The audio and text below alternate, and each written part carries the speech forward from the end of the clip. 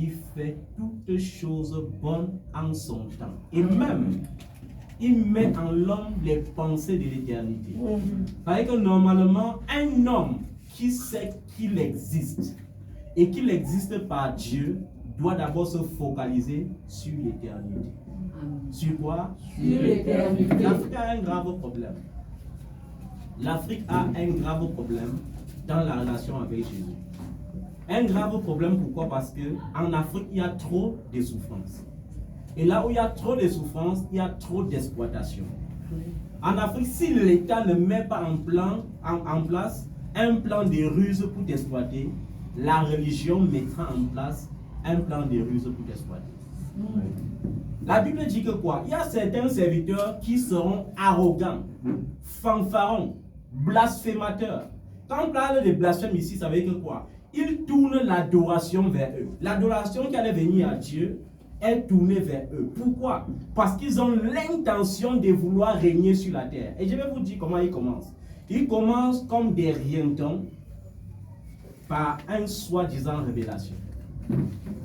Après, au lieu de laisser l'Esprit de Dieu les habiter, la Bible dit, car ceux qui voudront s'enrichir tomberont dans les pièges de la tentation. Qu'est-ce qu'ils font? Tomber dans le piège de la tentation veut dire, je m'en vais faire des alliances avec l'esprit des eaux. Pourquoi? Parce que je veux régner sur la terre. Tomber dans le piège de la tentation veut dire, parce que l'Esprit de Dieu ne peut pas attirer la grande foule que je désire. Et que l'Esprit de Dieu n'est pas manipulateur, je m'en vais faire des alliances de sang avec la magie noire pour régner sur la terre. Je m'en vais faire les alliances avec les esprits de Python pour diviniser au lieu de prophétiser. Parce que ce qui se passe, et généralement dans ma nation, parce qu'il est bon de parler pour la nation dans laquelle tu te trouves avant de parler pour le reste. Dans ma nation, j'ai vu une race de soi-disant prophètes qui font des alliances avec une race de soi-disant prophètes à travers le monde entier. Je préfère dire leur nom parce que c'est une coalition forte qu'ils font. Et ils marchent comme des auteurs. Ça veut dire qu'ils garent une grosse voiture, ils descendent, on essuie les chaussures, on verse les fleurs comme c'était le jour de leur mariage. Oh là là. Et ils partent sur le pupitre pour ouvrir la bouche et prophétiser. Quel sera président? Quel sera ceci? Quel sera cela? Et dans une nation où il y a la pauvreté et où les gens, quand quelqu'un est pauvre, son plus grand rêve c'est quoi? C'est de devenir riche. Parce qu'un pauvre n'a pas d'opinion. Un pauvre ne peut rien dire. Même si tu as toute la sagesse du monde, à partir du moment où tu es pauvre, on ne peut pas t'écouter. Les gens vont t'écouter, mais après ils vont hocher la tête, ils vont dire attends, c'est un beau parleur, mais il n'a rien. Amen. Alors que le riche, même le plus insensé, est écouté et acclamé. Je dis le riche, même le plus insensé, est très écouté et beaucoup acclamé.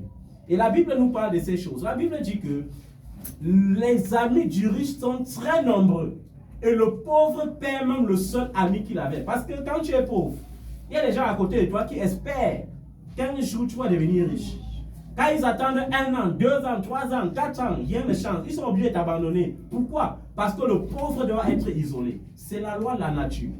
Amen. Un pauvre ne peut pas être important. Sois l'homme de Dieu le plus onction du monde. Si à un moment donné, tu ne commences pas à manifester les fruits, tu décides de vivre comme Lazare qui mendiait. Tu décides de vivre comme le prophète qui était endetté dans la Bible. Tu décides de vivre comme Jean-Baptiste parce que c'est une question de choix. Tu dois voir à un moment donné, même le peuple doit te mépriser. Les autres hommes de Dieu qui seront faux vont régner. Pourquoi? Parce que les gens aiment voir ce qui brille.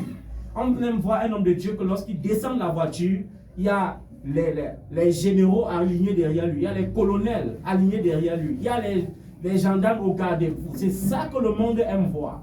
Pourquoi? Parce que dans un monde où il y a la pauvreté, chacun espère être riche. C'est pour ça que en Afrique en général, au lieu de prêcher la repentance et le salut des âmes, on préfère prêcher les bonnes aventures. On préfère prêcher les bonnes nouvelles qui vont chatouiller les oreilles. On préfère dire, reçois le mariage, viens, sème, tu dois devenir riche, sème. Si tu sèmes 1 million, Dieu va te donner 100 millions. Si tu sèmes 100 millions, Dieu va te donner 1 milliard. Et c'est comme ça la stratégie que les gars mettent en place avec l'aide de la magie noire pour s'enrichir. Et lorsqu'ils deviennent riches, au départ, il faut regarder leur ministère.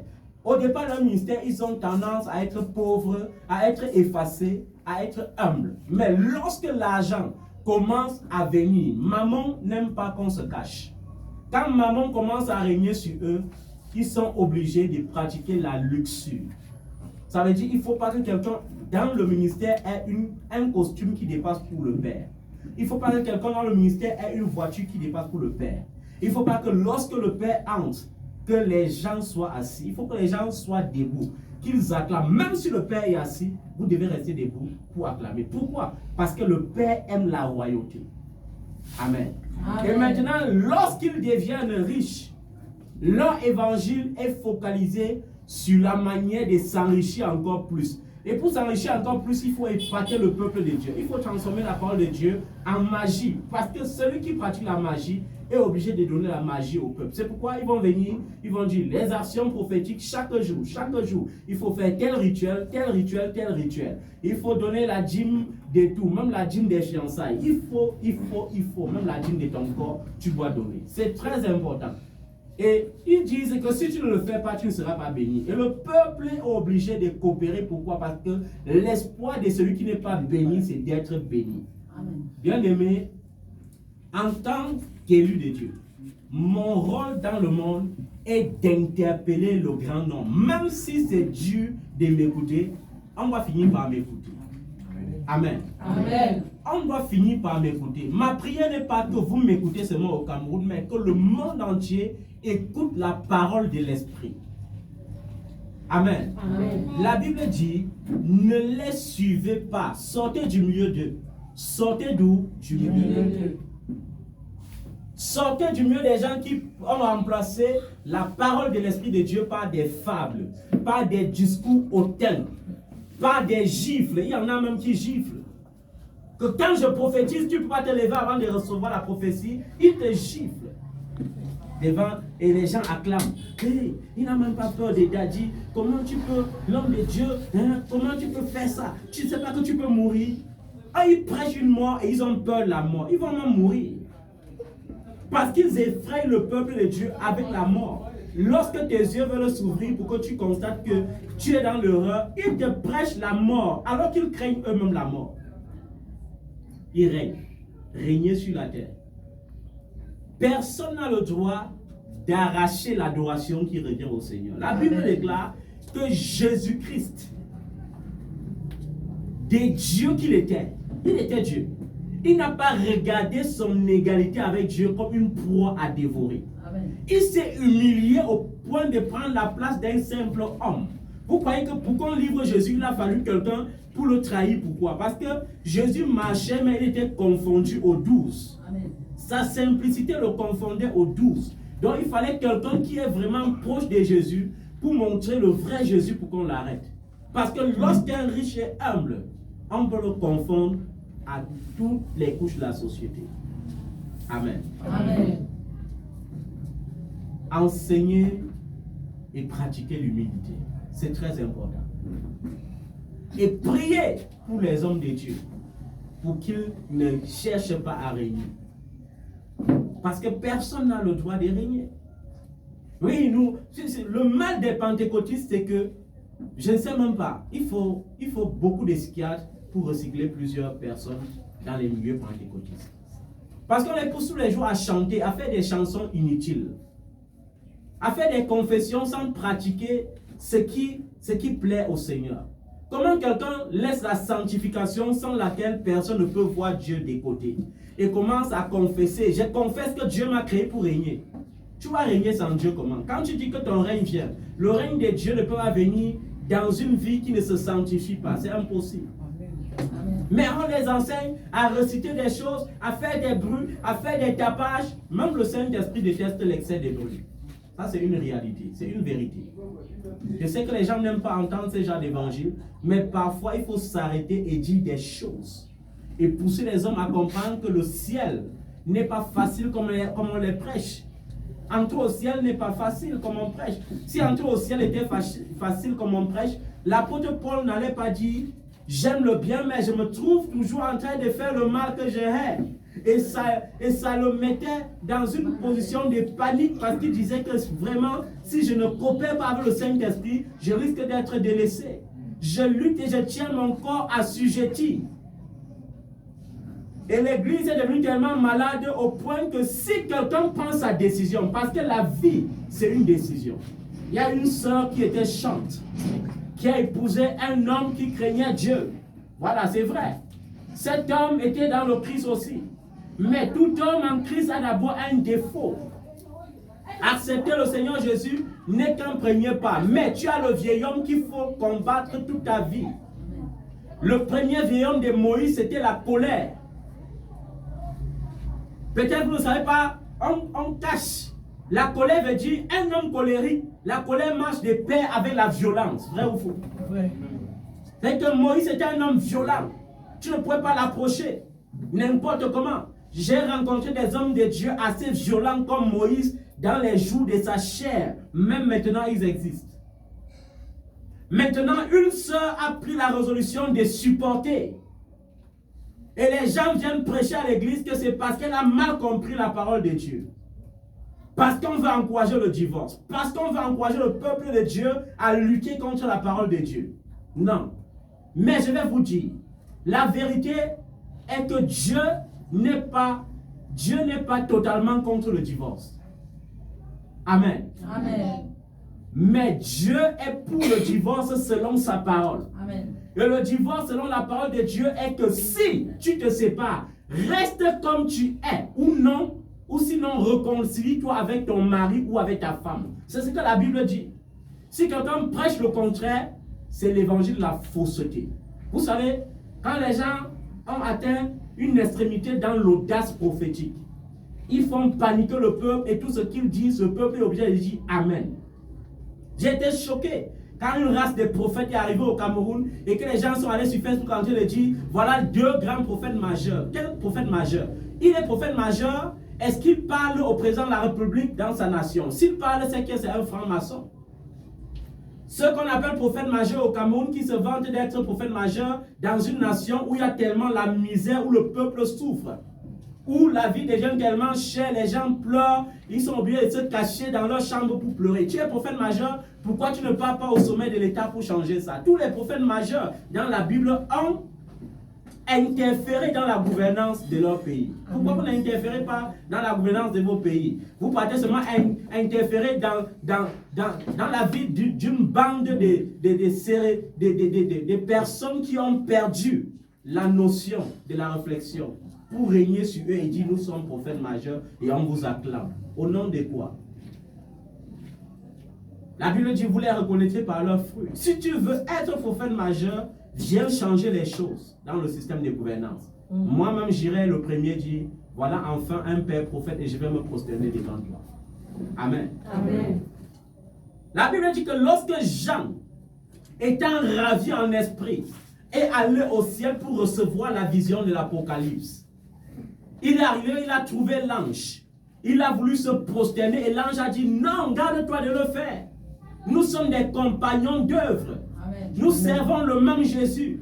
C'est devant lui qu'il faut se prosterner. Mais aujourd'hui, vous enseignez au peuple comment il faut se coucher devant vous, il faut ramper devant vous.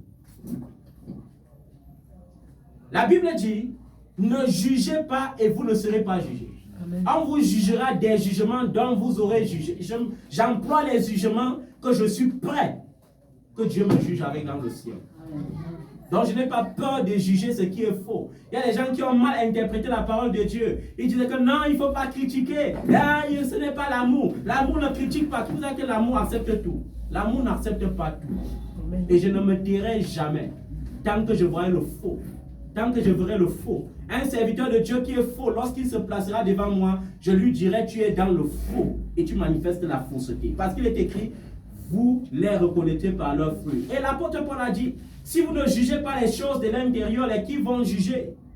Ne savez-vous pas que vous jugerez les anges? Si Dieu m'a mis le mandat pour juger les anges qui ont désobéi autrefois à Dieu, combien de fois une race de vipères comme Jésus aimait les appeler, qui se lèvent pour encercler le peuple et l'avaler dans la fausseté et les conduire en enfer. Combien de fois? Non seulement ils sont candidats pour l'enfer, mais ils vous demandent encore de payer l'enfer avec votre argent. Et vous les acclamez en même temps avant d'aller en enfer. Combien de personnes dans la foule qui se rassemblent souvent quand les faux prophètes opèrent n'ont même pas donné leur vie à Jésus? Plusieurs se rassemblent parce qu'ils ont vu dans les chaînes de télévision, l'huile de ceci coûte telle somme. Lorsque tu mets l'huile-ci, ça guérit cela. Dès que tu mets l'huile-ci, les affaires prospèrent. Vous ne leur donnez pas Jésus, mais vous leur donnez les huiles. Et vous les donnez au prix de leur argent et au prix de votre audace. Il faut que cela change. Amen. Amen. Il y a tellement de misère en Afrique parce que non seulement le système de gouvernance est dans les ténèbres, mais la congrégation est encore dans les ténèbres. Ça fait ténèbres plus ténèbres égale misère. Lorsqu'il y a le réveil dans un pays, le pays prospère. On ne peut pas me dire qu'il y a le réveil spirituel au Cameroun. C'est quel réveil qui pousse un pays dans une misère totale? C'est quel réveil qui peut pousser tous ceux qui dirigent dans un aveuglement et dans une arrogance totale? C'est quel genre de réveil spirituel? Lorsqu'il y a le réveil spirituel, il y a la crainte de Dieu depuis le sommet jusqu'à la base. Et quand il y a la crainte de Dieu dans le cœur du roi, le roi est obligé de se soucier pour son peuple. Amen. Mais ils vont passer le temps. Les fanfarons, les arrogants, à aller partout dire, nous sommes puissants par notre force. La Bible dit qu'une foule se rassemblera pour chercher ces genres d'hommes de Dieu. Pour chercher, dit, faux prophète, viens, viens, viens. Voilà le plus grand docteur de la terre. Prophétise sur nous. Il va leur dire les choses agréables dans leurs oreilles. Et ils vont s'aimer pour ça. Ils vont s'aimer pour ça. La Bible dit malheur à celui qui appelle ce qui est bien mal. Et celui qui appelle ce qui est mal bien. Et vous dites qu'il ne faut pas critiquer. Je ne vous prêche pas d'aller critiquer. Parce que quand les éléphants bagarrent entre eux, ce sont les herbes qui souffrent. Oui. Si j'ai reçu le manteau prophétique de Jérémie, l'onction du prophète du jugement, il faut voir comment ton père se lève contre eux et tu te lèves aussi contre eux. Je t'interdis même de parler contre eux. Je t'interdis même de commenter ce qu'ils font. Parce que si tu commentes, et arrivé tu commentes en confondant celui qui est bien avec celui qui est mal, Dieu va te frapper. Amen. Même moi, ton père, il ne pourrait pas te sauver. Laisse-les faire, mais ne les suis pas. Laisse-les faire, mais cherche le Saint-Esprit. Laisse-les faire, mais coopère avec le Saint-Esprit. Laisse-les faire, mais cherche la face de Dieu. Laisse-les faire, mais pratique l'humilité. Laisse-les faire, mais médite la parole de Dieu. C'est la connaissance qui affranchit. Vous connaîtrez la vérité et la vérité vous affranchira. Amen. Tout ce qu'on prêche, si ce n'est pas écrit, mets ça de côté. Même si on te dit que c'est l'Esprit qui a révélé, tant que l'Esprit ne te révèle pas, mets ça de côté. Je n'ai jamais vu Jésus dans une action prophétique demander aux gens de casser les jaunes d'œufs pour se laver avec comme des marabouts. Je n'ai jamais vu ça. Depuis que c'est Jésus, lui-même il ne m'a jamais recommandé de donner ce genre d'action prophétique. Il va vous dire il y a diverses manières d'opérer. Jésus a craché sur la terre, il a fait la boue, il a mis sur les yeux des aveugles. Crachez aussi sur la terre, vous mettez sur les yeux des aveugles. Parce qu'il a dit vous ferez ce que je fais avant de faire plus grand. Mais non seulement ils ne font pas ce qui est plus grand, mais avec leur magie tellement limitée, ils poussent le peuple dans des fausses prophéties, des faux miracles. Vous n'avez pas jamais vu comment un homme est allé voir un prophète ici au Cameroun, un docteur prophète, comme ils ont des multitudes de noms, il était paralytique, on a prié pour lui, on a confisqué même sa canne. Parce que quand tu marches, il y a un miracle, et le prophète met autant de cannes là pour présenter à la télé que vous voyez, je suis spécialiste pour faire marcher les paralytiques. Et cet homme, lorsqu'il est quitté là-bas, il marchait, il a pris le taxi pour rentrer chez lui. Et quand il arrive, il veut descendre du taxi, il se tient debout, il se rend compte que ses pieds sont comme avant et il tombe dans le caniveau. Et quand il tombe, il n'y a même plus la canne parce qu'on a confisqué ça là-bas à l'église. Vous voyez comment les gens sont mesquins avec la magie. Jésus, lorsqu'il guérissait quelqu'un, est-ce que la personne ne guérissait pas pour toujours? La Bible dit, ils vous tromperont avec des faux signes des miracles, avec des fausses prodiges. Mais je te dis, toi, enfant de la Nouvelle Jérusalem, fuis, car le retour du Seigneur n'est pas loin. Fuis, car le retour du Seigneur est proche. Est-ce que tu seras prêt pour être enlevé? Est-ce que tu seras prêt pour l'enlèvement? La Bible dit, ne vous conformez pas au siècle présent. Soyez transformés par le renouvellement de l'intelligence pour discerner ce qui est bon, utile et agréable et parfait. Est-ce que tu discernes, bien-aimé? Tout est permis, mais tout n'est pas utile. Tout est permis, mais tout n'édifie pas. Tout est permis. Ça, je te permets de faire ton maquillage. Je te permets de raser ta tête et de remplacer ta tête par des perruques. C'est permis. Mais est-ce que ça édifie? Tout est permis. Je te permets d'acheter les plus grosses voitures du monde entier, d'acheter les jets privés. Mais est-ce que c'est utile? Est-ce que ça édifie? Tout est utile quand ça contribue au bonheur d'un grand nombre. Tout ce que tu feras sur cette terre et qui ne contribuera pas au bonheur d'un grand nombre, c'est du vent. C'est du vent. C'est du vent. C'est du vent. C'est du vent. Sortez du milieu d'eux. Et ils vont vous sortir les versets bibliques. Il est écrit, ne quittez pas vos assemblées. Il est écrit, ne quittez pas vos assemblées. Toi-même, tu es dans l'assemblée, tu vois l'homme de Dieu. Il couche avec toi, il couche avec la soeur, il couche avec la soeur, il couche avec la soeur. Vous tous, vous êtes au courant et vous vous mettez d'accord pour adorer Jésus. C'est quel Jésus que vous adorez? Bande d'impudiques. C'est quel Jésus que vous adorez? C'est quel Jésus? Ça m'a fait mal quand une fille qui aime le Seigneur m'appelle et me dit, homme de Dieu, même comme je vis avec mon mari, l'homme de Dieu avait dit que pour que je reçoive mon miracle extraordinaire, il faut que je vienne habiter chez lui pendant 6 mois. Et mon mari a accordé cela. Mais pendant les 6 mois, on dormait comme mari et femme. C'est quel témoignage ça? Et quand tu lui dis, sors de là, elle est déjà habituée, elle est déjà scotchée. Et elle est sortie de là car elle s'est rendue compte que ce même père était passé sur plus de 60 sœurs dans l'église. Et il n'avait toujours pris aucune comme femme. Et vous irez au ciel comment? Entre au ciel dans l'évangile de la fausse grâce. Quand tu reçois Jésus, tu as le salut. Quand tu reçois Jésus, Dieu ne se repent pas. Dieu ne se repent pas. Dieu ne se repent pas. Je suis sauvé. Même si je vis n'importe comment, je suis sauvé. C'est terrible. Sortez du milieu d'eux. Vous les reconnaîtrez par leurs fruits. Vous les reconnaîtrez par leurs fruits. Je ne suis pas en train de prêcher une sainteté que moi-même je ne pratique pas. Mais je suis en train de dire à Dieu, Seigneur, garde-moi. Garde mes yeux près de toi.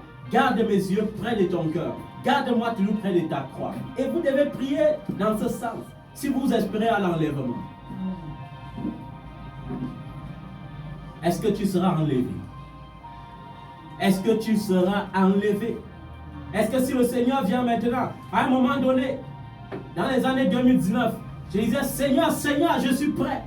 Mais quand j'ai regardé l'église et que le Seigneur a ouvert mes yeux spirituels, j'ai dit, Seigneur, attends encore. Seigneur, attends encore. Seigneur, attends encore. Parce que tu vas dans une assemblée, dans un grand temple luxueux. Ils sont versés là, plus de 10 000 âmes. Mais il n'y a même pas 1000 qui sont sauvés. Mais ils acclament, ils dansent, la sueur coule. Ils dansent, la sueur coule. Jésus, Jésus, Jésus. Mais au fond, ils adorent qui? Où va ton adoration? Pose-toi toujours cette question. Où va ton adoration? Est-ce que ton adoration va au Père? Est-ce que tu adores Dieu en esprit et en vérité? Sortez du milieu d'eux. Les gens ont peur de sortir parce que le Père les menace avec l'évangile de la mort. Les gens ont peur de sortir parce que le Père les dit, si vous quittez, ma couverture spirituelle va vous quitter. Quelle couverture spirituelle? C'est lui Dieu. Ma couverture sur terre, c'est le Saint-Esprit. Il a dit, il sera avec vous tous les jours jusqu'à la fin du monde. Tous les jours jusqu'à la fin du monde. Comment quelqu'un qui marche dans la fausseté peut dire qu'il va me frapper? Avec quoi? Avec quoi? Je ne suis pas encore en train de prêcher. Nous allons adorer, nous allons louer Dieu et l'adorer ce matin. Et votre soeur doit venir nous exhorter pendant 15 minutes. Et là, je vais conclure le culte d'aujourd'hui. Parce que je vous ai dit, nous sommes des disciples faisant des disciples. Amen. Chacun doit être capable de lire la parole de Dieu, de la comprendre et de la diffuser. Nous ne sommes pas dans une église où le leader, c'est le leader, il règne. Un leader ne dit pas avancez, il dit avançons. Il ne dit pas construisez, il dit construisons. Et vous devez retenir cela. Vous ne devez pas confondre la mentalité du leadership avec la mentalité du commandement, avec la mentalité du chef.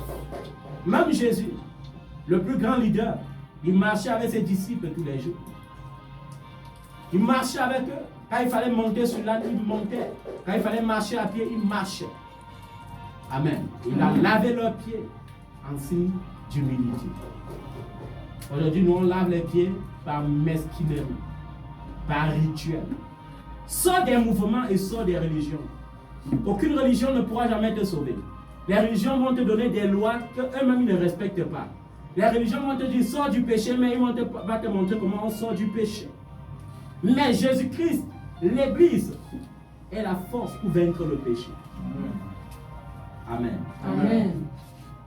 Et je veux que tu comprennes que Dieu voit tout, il connaît tout, et il est la solution. Amen. Amen. Jésus voit tout, il connaît tout, et il est la solution. Il connaît quand tu pleures. Il connaît quand tu ris. La Bible dit que lorsque tu te lèves, Dieu connaît. Lorsque tu t'assieds, il connaît. Il sait quand tu es troublé. Mais dans tes moments de trouble, quand Dieu te dit,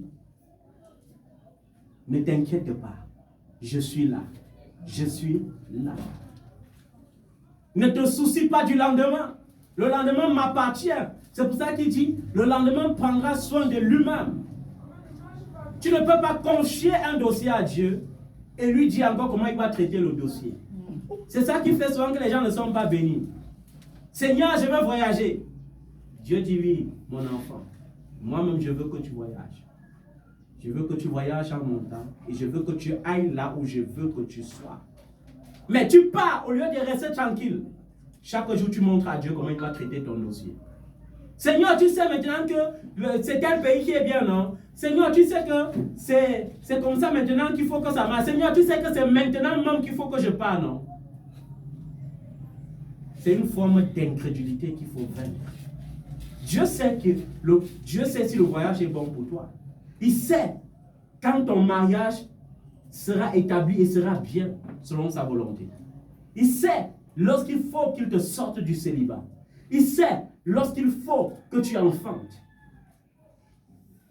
Papa, il faut que j'accouche maintenant vite. Parce que tu sais, la science dit qu'une femme, lorsqu'elle a 35 ans, c'est limité, c'est dangereux. C'est la science qui dit. Dieu ne t'a pas dit d'aller lire la science. Il t'a dit crois en moi. Amen. Crois en moi. Crois en moi. Celui qui croira en moi, des sources d'eau couleront en lui jusque dans la vie éternelle. C'est ce que Dieu t'a dit. Il n'a pas dit que les sources de la fécondité vont couler en toi jusqu'à 30 ans, jusqu'à 35 ans. Et je vais te dire, je vais encore te rassurer, j'aime rassurer les gens. L'âge limite pour accoucher dans la Bible, c'est 90 ans. Yes. Sarah a enfanté à 90 ans. Élisabeth a enfanté à 60 ans. Anne a enfanté à 40 ans. Tous ceux-là qui avaient des problèmes de stérilité dans la Bible ont enfanté dans la quarantaine. Mais toi, tu es là, 27 ans, la science a dit que. Tu es là, 30 ans, la science a dit que. Tu es là, 35 ans, la science a dit que. C'est une forme d'incrédulité. Et en étant incrédule, Dieu peut te répondre un matin, ma grâce te suffit. Et si Dieu répond, ma grâce te suffit, ça veut dire que c'est fini, il n'y a plus rien à faire. Ne poussez pas Dieu à vous répondre, ma grâce te suffit. Amen. Amen. Il voit et il connaît. Amen. Et il connaît la solution. Amen. Amen. Amen. Il voit, il connaît. Il voit, il connaît. Il voit, il connaît. Jésus connaît tout. Il voit, il connaît. Jésus connaît tout.